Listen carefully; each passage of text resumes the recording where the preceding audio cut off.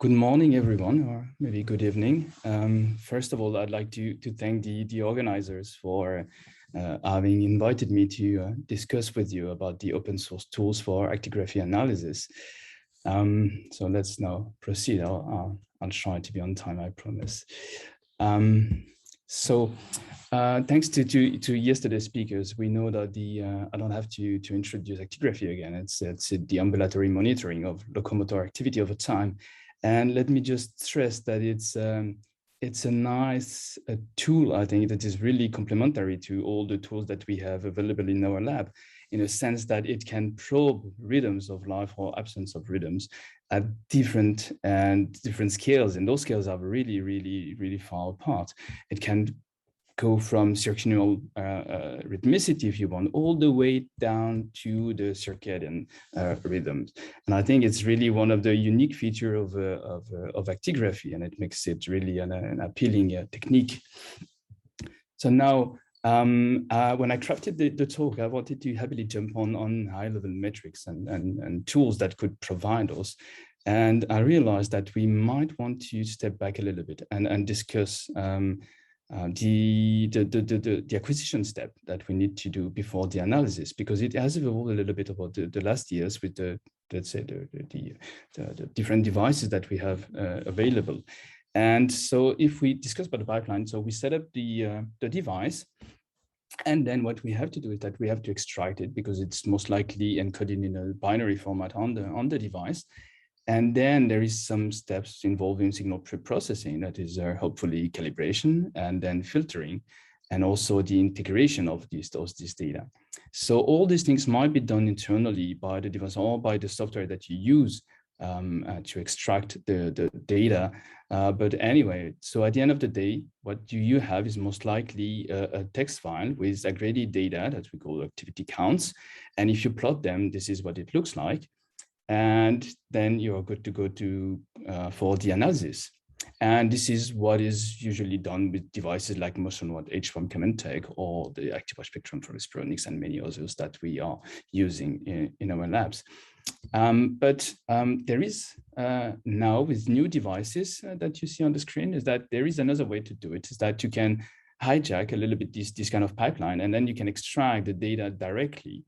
And then you just decode, and then you have access to you have access to the raw data, which is the acceleration per the different axes that you have in your device. And then what you are usually left with is a binary file that you can use. And then if you plot it, then you will see exactly the acceleration through the different axes. And then one might just use it directly for the analysis. I think what's make it complicated at the moment, and while it's also evolving slowly, is that if you do so, then you are left with the calibration, the filtering, and the integration yourself. And that's not an easy task. So either you're lucky enough to have the competencies or the skills in your lab or yourself, or you have to rely on other softwares. This is where the analysis softwares come into play.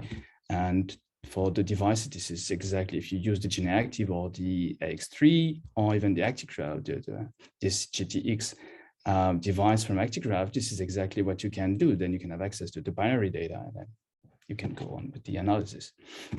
So now that we have the pipeline in mind, then we can see the different packages that are available to do this different steps, which most likely will be, that should be part of your analysis, or at least which brings the fundamental elements that you need to provide for your analysis to be reproducible.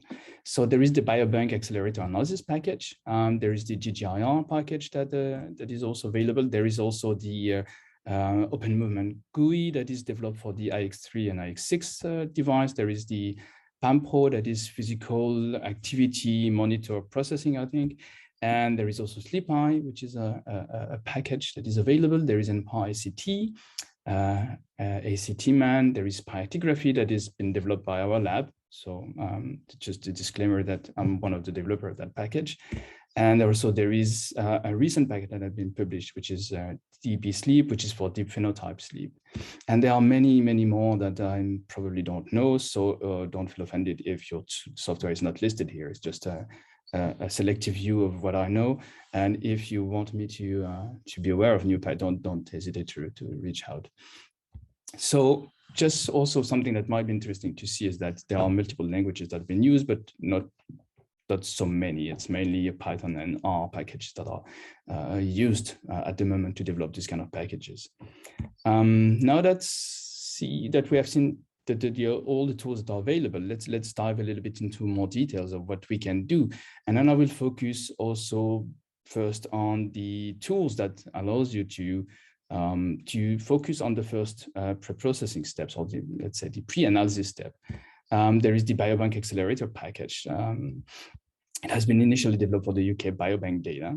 So this is not, it hasn't been published per se, but it's the gathering of the different elements of the techniques that have been developed or reused for the analysis of the UK biobank data. And now it was focused on the AG3, on the device that have been used to collect the data in the UK biobank, and it's open to other devices. So it's found to be more generic than what it was. There is also the GGIR package, which is a bit the Swiss knife package, in the sense that it does a lot of things. It's really complete package, and it's actively developed by Vincent van Hees to support his consulting activity. And there is obviously the GUI that has been developed also by the Open Lab at Newcastle University, and this lab also provided the AG3 open source device, and then they provided also the GUI to set up the device and also analyze the data. So basically, if you look at those three, they basically do much more the same kind of, they allow you to do the same kind of different analysis, or at least the pre-analysis steps, from the extraction, the signal processing, and then aggregating the data. And the funny story is that they sometimes reuse let's say the nonware or the calibration technique that has been developed by Vincent is reused by the Biobank Accelerator analysis package, for instance. So they share some common tools, and then it's different flavors of what have been on the market for the previous years. So basically, it's just a matter of choosing the one that you like, but they more or less do the same up to the analysis. And for the analysis part, they are also on the same philosophy. They provide analysis report where you can find information about the nonware detection. It's extremely important if you want to have quality data that you can analyze later on. So the three packages also provide you information with that. They also have information about the activity levels and the energy expenditure estimations, the so-called metabolic equivalent task. And they also, the three of them, they provide you estimates for that. And concerning sleep or rest, that's another debate. Then the sleep timing of the onset and the offset of the sleep segment that have been estimated or detected is reported by those two packages, Biobank and the OM GUI. And concerning the GGR, it provides a more complete, let's say, sleep report, in the sense that it also provides you with the sleep efficiency, the sleep latency, and then it's more like a PSG-oriented way of seeing sleep. So those packages, they provide you with all these elements, and there is only the Biobank Accelerator that does also something which is, I think, really nice, is that they provide you some activity type classification, also including sleep. This is how they report the sleep timing. As I said, this is based on random forest, backed up by the hidden Markov model, like the one we saw yesterday by Danny Ball. This same kind of tool that they use to identify the different type of activity. So you see, like it's a nice complete packages, but they are, let's say, and I might be wrong and then discuss that extensively with the authors, is that, but my feeling is that they are focused on the physical activity, and then they are sliding drifting with the world of sleep. And on the other hand, if you are from the world of sleep research or chronobiology research, most of the tools that are available, they focused more on the aggregated data. And this is what you can see here, and that the EmpireCT package. So you might blame me for being a sycophant here, because the packet has been developed by Christina Blum and Nayantara Santi, our host today, and Manuel Chabus. So, but we can discuss that. But my feeling is that it's by users for the users. And I think there is a nice lesson here, in a sense that the profile of the people that provided the package are the profile of user software developers. And this is not the point. And I think it's a nice lesson, in the sense that this is precisely what we should do. You identify something that you need, you craft it, and then you open source it, and then you provide it to the community. Whether it is the full-fledged software with multiple functionality, this is not the point. Is that also we should also try to see like also small elements also are valuable for the community if you provide them, and also it can be the building let's say blocks for a more complex software. So it's really the and it doesn't depend on your coding skills. It's more like the I think what matters is the willingness of opening the your tools. There is also ACT-Man, which is also an R package that has been published 2 years ago. And I think one of the, what I like from this package is that they had an idea, is that they have a pre-processing step where they create a uniform file format. So they read from 2 different brands of devices, and they create a uniform file format. I think the idea is really nice, because that's also, it goes along the idea of pulling data together. So, and also that's really extremely valuable for the field. So having that, the only unfortunate thing, and that's a personal point of view here, is that they do it on aggregated data that has been calculated by proprietary softwares, the software from Tech and Respironics, is that, and since you don't know exactly what has been done there, and also the fact that the counts cannot be compared between the 2 devices. So if you pull all the things together, it's still a little bit complicated to have a, let's say uniform view of all the different data. So, but the idea is nice. And the last one is the that I will mention is Pythography, and this is the software that we develop in our lab. So my view is a little bit biased on that, but I hope it's a great package. So from the analysis point of view, those they are focused at least on the non-parametric REST activity variables that have been used for quite some time in the field. And this is what I mentioned when I said that some of the packages are simple packages, and also because it's really a few variables that are used, and it's not more than that, but at least it's a good step towards the right direction.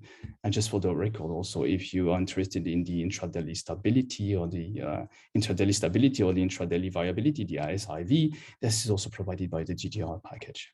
This is what. So now I will just, and you will excuse me for that, but I will have one slide of self-promotion, because we developed the Pythography package, and I'd like to show you a little bit of the and what it can be done with that.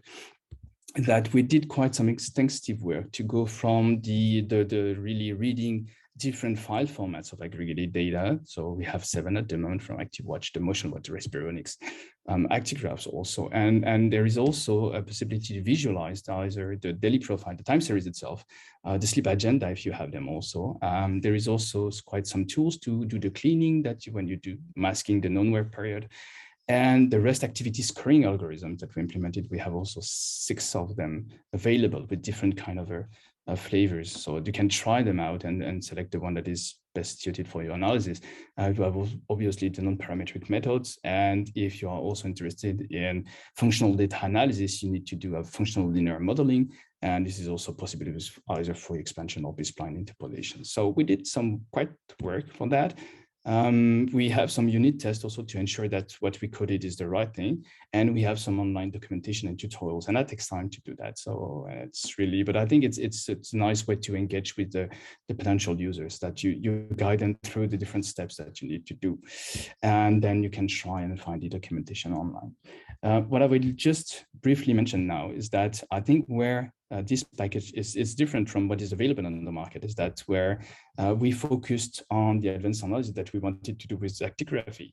And this is where it makes a difference, I think, with the others, is that in a sense that you can do also state transition probability if you want with that, and focus on the sleep period, and then have a real metric of your sleep fragmentation. This is done by a work on Andrew Lim and colleagues. Also, there is the possibility to study the locomotor activity during sleep that has been developed by Eva Winnebeck 2 years ago. And then it's that, and the fact that it might open the door to the microarchitecture of the sleep through the activity is still an ongoing research topic, but it's a nice, I think it's a nice, it might open a nice, really nice avenue.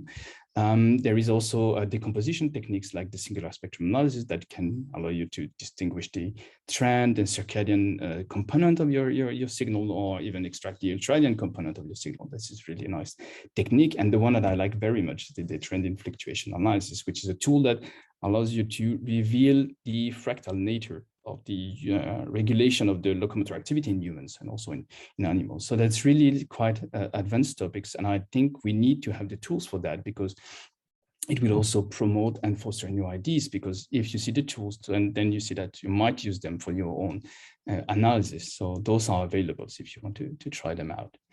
So now let's focus on the open sourceness. So, and I'm sorry if I sound a bit pedantic here, because I give a list of comments and questions that I have, but I think it's relevant in the context of a workshop. What I think it's why it's so important to have open source tools, that the sense that it's a matter of transparency, and for research it is really, really important. Because it supports reproducibility. It's obviously not let's say sufficient to be transparent, to be open sourced, because you need also to provide all the necessary information to reproduce your data, but at least it's a requirement. And that's really, and we know that there is an issue with reproducibility in some fields, and I think it's not the only way to tackle that issue, but it's one of them. And I think that's really, for us, the research community, we need to really enforce this kind of practices and open source the codes. For the researcher also, that there is also a benefit to do that, is that, and sometimes it's hard for people to see that, it's that it will allow you to, or allows the peer review of your code, is that, and that's something also that is really sometimes like a blocking point, is that you don't want people to scrutinize your code, but it could be a nice, you can turn that into a nice opportunity, because then you can see that it might eventually lead to bugs fixing. And I think that the people that never found any bug in their code throw the first stone, because it always happened at some point that you need to fix something. And also you can turn it into a way to improve your code, because people then give you an idea, you get a feedback on what you write, and that's something that might change your point of view on. So it might be useful to do it. And now that it's close to Christmas in a few weeks, so I also want to discuss a little bit with you what the ideal package should be. I think that you see that there are multiple languages available, and what is a pity sometimes that people choose the package because they have a preference for a language, because this is the one that they master the best, and not maybe the most appropriate for the analysis. So it's possible to have multiple programming languages, the package that is coded in different. This is an example that is borrowed from the EEG world, is that, and you see it's developed in the three main languages that is currently used in our field, so Python, MATLAB, and R. So it is possible. I'm not saying that it's possible for really large scale softwares, but I think it's much worth considering having this kind of tools, because then people are not guided by their technical skills, but more what they want to do with the tools. Also, what needs to be really important, I think it's the community of users and contributors. You need to make the code live a little bit, and then so you need to have people contributing to it and using it. And I think it's possible to foster this kind of community by we are gathering as a research communities, and we can use, we are talking a lot about data harmonization and sharing, but we should also try to have let's say guidance for the software sharing. And that could be done via a top-down approach, is that if your community recommend you to use some softwares, then you don't have to browse through the internet and find some softwares that you randomly see. So, and also it will be easier to support people if we are using the same. Because we build experience, and then it can be reused for the newcomers. So I think it might be really interesting to have a strong community decision on that. And the last thing is that, and I think I put it at the bottom, because it's I think it supports the two others, that we need to have the funder support, and that's possible for it. This is also an example from the EEG world, which is MNE for MEG and EEG analysis, and it's really a nice package. It's like also a Swiss knife package that does everything. But what you see is that it's backed up by a lot of funders, and yeah. So it is possible to do that. But if you want to have something to achieve something like this, and actigraphy is around for the last 40 years, and then it is possible to build something which is really fits all the needs of our community. And then I might want to conclude with the question is that, as I said, actigraphy has been there for quite some decades now, and we might wonder why such a package, the one that I described on an ideal package, is not there yet. I think there is few elements for that. Is that because there is a lack of appropriate funding schema. And that's really, really important. If you want to have something which is large scale, and then you just rely on the benevolence of people and then do it on their spare time, it might not be possible to sustain such a large scale software development. And I think also it's because open sourcing code is not the end of the story. We need also to discuss as a group, as a community, the fact that open sourcing codes, it's nice, but we need to do more than we need. So it's more a change of mentality. We need to go for sharing, as like really, and I think sharing is the key for that. But sharing is not an easy task. That's really something that we need to discuss and maybe help people to alleviate these kind of things. Is that there are practical reasons for why sharing is so difficult, because it's time consuming. If you want to share something that can be reused, then you need to provide the documentations, the tutorials, and that takes time. And then some people sometimes don't have the time to do it because we want to focus more on the analysis side.